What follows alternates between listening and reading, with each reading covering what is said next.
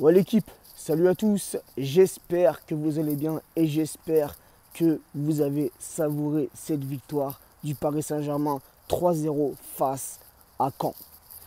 Ça m'a fait grave plaisir les gars. Quelques mois d'absence, on retrouve ce Parc des Princes malgré les vacances, un Parc des Princes vivant. Les ultras, collectifs ultras, ont encore une fois répondu présent, ont encore une fois mis l'ambiance, ont encore une fois dévoilé de beaux tifos. Juste avant la rencontre, et vous avez pu le vivre à travers votre télévision, nos trois Parisiens, nos trois champions du monde, Mbappé, Kipembe, Areola, qui ont brandi la Coupe du Monde au Parc des Princes. Quel moment les gars, moment inoubliable, moment de bonheur, moment de joie. Et on débute ce match les gars dans un système de 4-3-3. Tuchel qui est repassé au 4-3-3, le bon vieux 4-3-3 habituel du Paris Saint-Germain. J'ai été le premier étonné. Je vois cette compo, tu as vu, je m'attendais plutôt à un 3-4-3 comme Tuchel l'avait fait depuis le début, hein, comme les 3 matchs de pré-saison, les 3 matchs d'ICC et le Trophée des Champions. Un 3-4-3 qui avait fonctionné parfaitement, surtout lors du Trophée des Champions. Donc je me dis, Tuchel, il va rester sur cette compo. Et non, Tuchel repasse dans un 4-3-3. Buffon, numéro 1. Buffon, numéro 1 dans les cages. Quel match. Même si je te l'avoue, les Canets n'ont pas non plus été dangereux devant les buts parisiens. Mais tout de même, un Buffon qui a fait, allez, on va dire, 3-4 belles parades dans ce match. Donc Buffon dans les cages pour son premier match officiel en Ligue 1. Et je peux vous dire qu'il a été applaudi par le Parc des Princes. Il a été ovationné.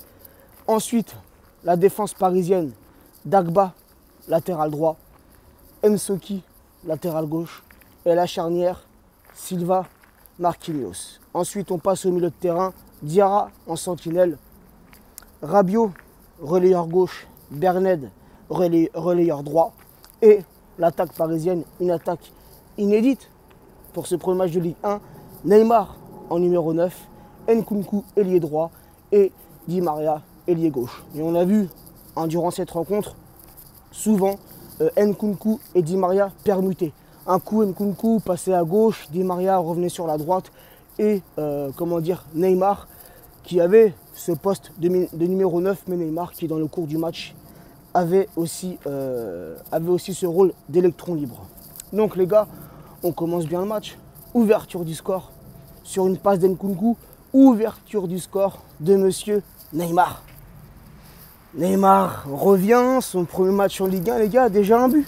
Déjà un but, alors il n'a peut-être pas fait un match fabuleux, mais il a répondu présent. Et il a marqué son petit but. Et les gars, juste avant la pause, on double la mise avec qui? Avec monsieur Adrien Rabiot, qui pour moi ce soir a fait un excellent match. Rabiot là, il est dans une forme étincelante. 3 matchs de pré-saison de haut niveau, un match de Trophée des Champions de haut niveau, et ce soir, peut-être pas un match de ouf, mais il a fait un bon match. Et ensuite, donc, pendant la mi-temps, l'hommage, l'ovation, le dernier hommage à monsieur Javier Pastore, qui nous a quittés donc pour rejoindre l'AS Roma. Franchement, c'est un moment émouvant.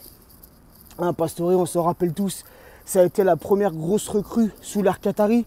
Pastore qui nous a apporté tout son talent, toute sa technicité. Et on a revu à l'écran ses buts. Notamment ce but, les gars, qui restera gravé dans nos mémoires. Ce but contre Chelsea au Parc des Princes, où il fait un festival, les gars. Ça, c'est un but inoubliable. Javier Pastore, il nous a fait des matchs de ouf, les gars. Et là, je vous en parle, j'ai un peu la chair de poule. Alors, c'était peut-être pas le joueur que je kiffais le plus au Paris Saint-Germain, mais ça a été le premier gros transfert sous l'ère qatari. La première grosse recrue, il est venu, il était à peine connu. Je crois qu'on l'a chopé à Palerme ou un club comme ça en Italie. C'est Leonardo qui l'avait ramené. Et les gars, il nous a fait montrer toute sa classe. Toute sa classe. Là, je vous en parle et j'ai des flashs qui me reviennent en tête. Javier Pastore, encore merci. Encore merci pour ces nombreuses années passées au Paris Saint-Germain. Merci pour toute ta classe, pour tout ton talent, pour pour tout ce que tu nous as apporté, car tu as contribué à faire grandir le club. Donc un grand merci à Javier Pastore. Et les gars, juste après ce dernier hommage, on reprend la seconde période, les gars, et on déballe. Franchement, les Canets sur ce match, on va pas se mentir, je les ai trouvés flingués, les Canets. Flingués, vite fatigués. Vite fatigués. Après, c'est vrai qu'en deuxième mi-temps, les gars, on n'a pas eu beaucoup d'occasions, hormis ces 2 coups francs de Neymar. Et les gars, juste avant la fin du match, donc il y a eu des changements dans ce match. Di Maria est sorti, Draxler est rentré. Diarra est sorti, Diaby est rentré. Et le coup osé, les gars. Tourelle me plaît de plus en plus. Franchement, Tourelle, t'as vu, je commence vraiment à le kiffer de ouf. Dans le sens où il a eu une sacrée paire de cojones pour faire sortir Neymar. On est d'accord. Neymar, les gars, il n'est pas à 100%. Neymar revient d'une longue blessure. Il n'a pas été non plus à 100% pendant la Coupe du Monde. Il est revenu il n'y a pas très longtemps. Il a joué un petit peu lors du Trophée des Champions. Neymar n'est pas à 100%, les gars. Mais quand même, les gars, c'est osé. Tu fais sortir le meilleur joueur parisien. Tu fais sortir la star du Paris Saint-Germain. Tu vois ce que je veux dire? Mais Tourelle, en faisant ça, les gars, c'est aussi un message. C'est un message pour dire aux joueurs que c'est lui le patron.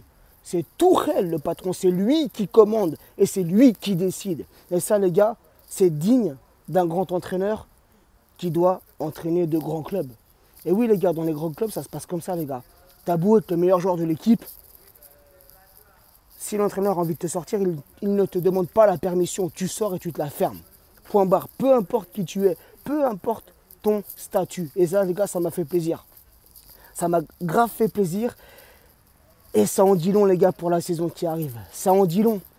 Le joueur qui ne sera pas à 100%, peu importe qui tu es peut-être le meilleur. Tu es Neymar, tu es Mbappé, tu es Verratti, tu es Silva. Tu es l'un des meilleurs de l'équipe, mais si tu n'es pas en forme, tu joueras peut-être 60 minutes et tu sortiras. Ou alors, tu ne débuteras pas titulaire et tu rentreras en cours de match. Ça, les gars, c'est osé. Vous pensez qu'Emery l'aurait fait, ça, les gars? Vous pensez que Laurent Blanc l'aurait fait, ça aussi? Oser sortir le meilleur joueur de l'équipe? Je crois pas, les gars. Sincèrement, je crois pas. Et ça, les gars, c'est la patte Tourelle. C'est la patte Tourelle. Donc, les gars, pour la suite de la saison, les gars, je suis confiant de ouf. Et regardez, les gars, Meunier s'est échauffé. Meunier s'est échauffé. Lo Celso aussi s'est échauffé. Mais qu'est-ce que Tourelle a préféré faire? Il a préféré miser sur la jeunesse parisienne, sur les titis parisiens qui ont été impressionnants dans les matchs de pré-saison et au Trophée des Champions. Il a fait rentrer qui? Il a fait rentrer Diaby et il a fait rentrer Weah et Draxler. Mais il aurait pu très bien faire rentrer Meunier, qui aurait remplacé Dagba, Meunier qui aurait apporté un peu plus d'expérience. Et il aurait aussi pu faire rentrer Lo Celso à la place de Diaby ou à la place de Weah. Mais non, Tourelle a confiance à 100% à la jeunesse parisienne. Même si l'effectif parisien, je te l'accorde, n'était ce soir pas au complet.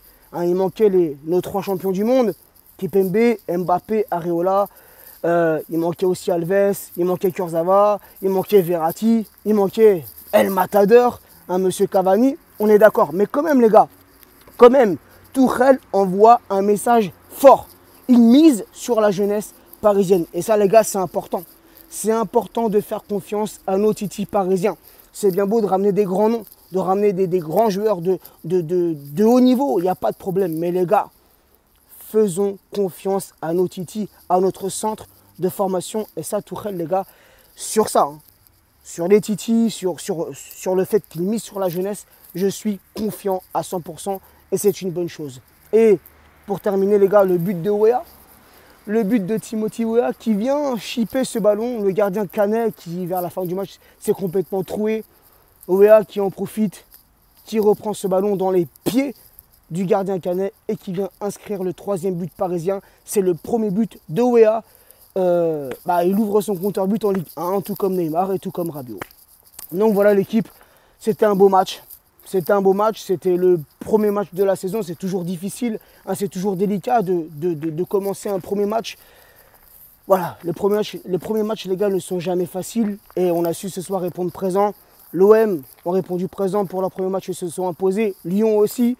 Donc c'était important pour nous de répondre présent pour se maintenir en haut du tableau.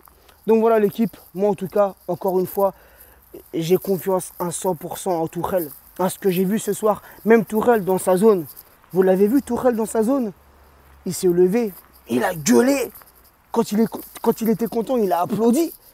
Tu vois ce que je veux dire? Il était là, il replaçait ses joueurs. Je sais pas. Ce mec-là, les gars, m'inspire confiance.